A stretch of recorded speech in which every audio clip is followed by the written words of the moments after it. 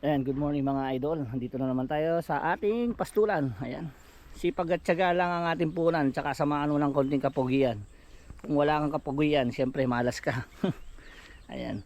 So, ang topic natin ngayon mga idol, paano mag-cross ng hybrid sa or pag-upgrade ng ating mga kambing. So, syempre sa mga nag-uumpisa, nakagaya ko dati, nag-alaga muna ako ng native. So, may native pa tayo dyan, yung kulay puti na yon, native yon. Hindi na natin pwede lapitan, nandito tayo sa silungan. Ayan, para kumain sila. Yung native na yon, krinos namin sa Anglo-Nubian. Bumili kami ng Anglo-Nubian back kasi para sa para madami yung gatas. Kasi yung Anglo-Nubian, isa siya sa uri ng mga kambing na dairy or gatas, milk product siya. Kaya i-cross mo muna siya sa maraming gatas yung native bago mo siya i-cross sa Boer, kasi yung Boer napakalakas ko pong kumain ng Boer, at saka kukulangin yung ina ng native, magkukulang siya ng supply pagka inano mo siya, krinos mo sa Boer to native, hindi siya pwede. Marami yung immortality yung tawagin, mamamatay, possible, depende na lang kung aalalayan niyo ng pag gatas, bibili kayo ng gatas. Pero mas maganda yung bibili kayo ng back, lalaking kambing na Anglo-Nubian o kaya sa anin. Yung sa anin milk type din po siya. Yan. So yun sa amin, ina-upgrade po namin hanggang sa kaduluduluan, hanggang sa maging Boer na po sila. Ayan. Kaya hindi po naalis sa amin yung mga native, kasi syempre yung mga nagpapa-reserve na budget meal. Ayan. So yan, doon po kayo mag-umpisa sa milk type Anglo-Nubian or sa anin bago kayo pumunta ng Boer. So sa amin mga Anglo-Nubian na po to. Anglo-Nubian, hindi pa po siya pure Anglo-Nubian, pero may lahi na po silang Anglo-Nubian. Tapos bumili po kami ng isang Boer na back. Ayan, yung Boer po na to, ito po yung ikukuras namin sa mga Anglo-Nubian, kasi kaya na po nilang i-produce yung supply ng gatas kung sakali. Hindi na mamamatay yung mga anak, magkakaroon na sila ng maraming gatas. So ito yung binili namin Boer. Ang pangalan nito Lebron. Yan, Lebron. Yan ang binili namin Boer, mailap siya. Tapos yun namang isang itim na yun, pangalan nun Black Mamba. So Kobe Bryant. Wala pa tayong Jordan kasi goat yun. Talagang kailangan hanapan natin ng magandang kambing yun. So yun, pagkatapos mong ma-cross yung Anglo-Nubian sa native, so yung kakalabasan nun, syempre upgraded na yon, mga idol. Kaya yung anak nung native, pwede mo na siyang i-cross sa Boer. Hindi pa yung pure kasi masaselan yung mga pure talaga. Kailangan talaga pag-aralan muna lahat ng ng proseso. Ayan, kaya ako pinag-aaralan ko muna yung mga proseso. So ngayon, update ko din kayo sa mga nagpa-reserve.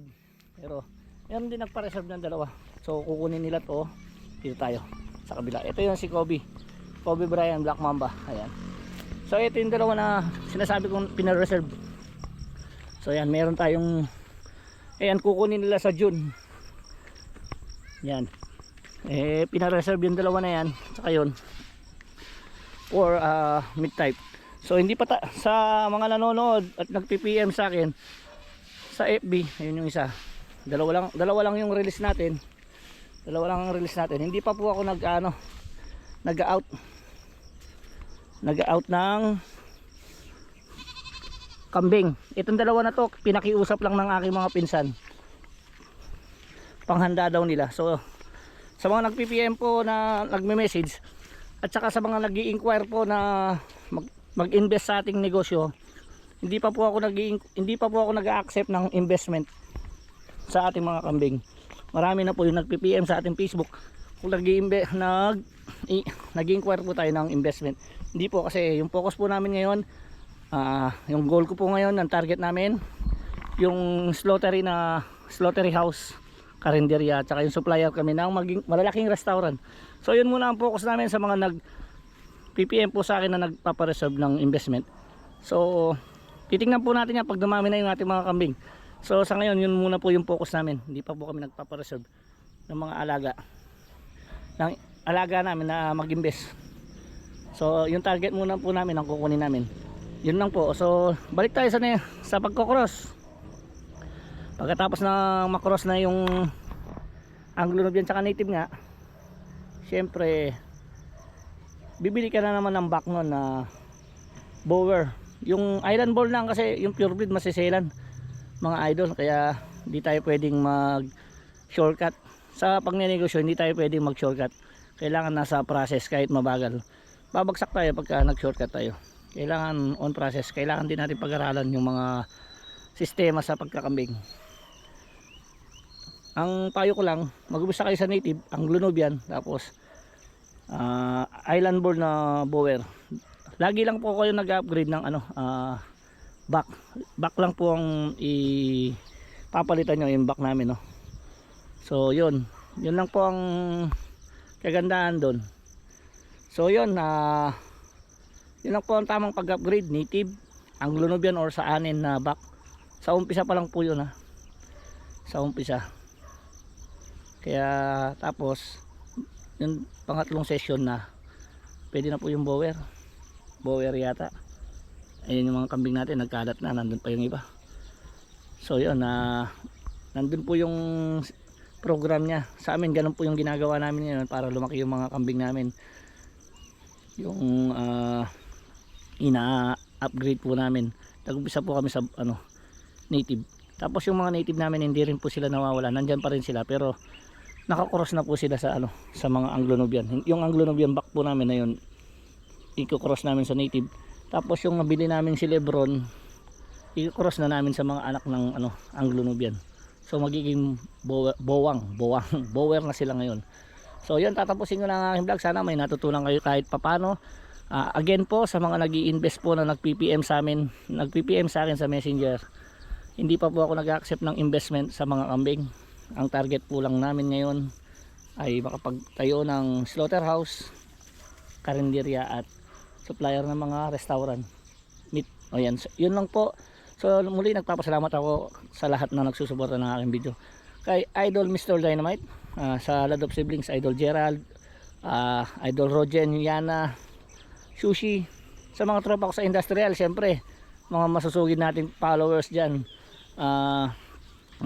manager Ala, sa mga manager ko sa naging basketball team. Ayan, maraming salamat sa tropang Jedo dyan, industrial mo dun. Kay Ate Mad, Lucky Ma'am, kay Ate Lily Ragasa, maraming salamat po sa pagsuporta ng aking video.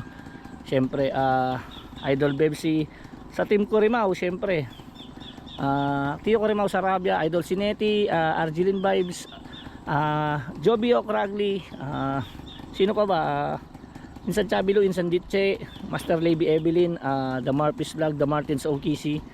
So sa mga hindi ko nabanggit, ayun, sila Idol Kadansoy, Morbera, WTF Mike, Alimac, Tina, yan mga kaibigan natin yan na nagsusuporta. Siyempre i-shoutout din natin yung mga yan. So yun, hanggang sa muli, tatapusin ko na ang aking mga vlog. So yun, sa mga nag-PPM, patatawarin po, magpo-post naman po ako sa aking FB page kung pwede na po akong mag-inquire ng mga nag-i-invest sa atin ng mga kambing. So yan, maraming salamat. Sana may natutunan po kayo sa aking mga video. Ayan, ay kay Ate Mabel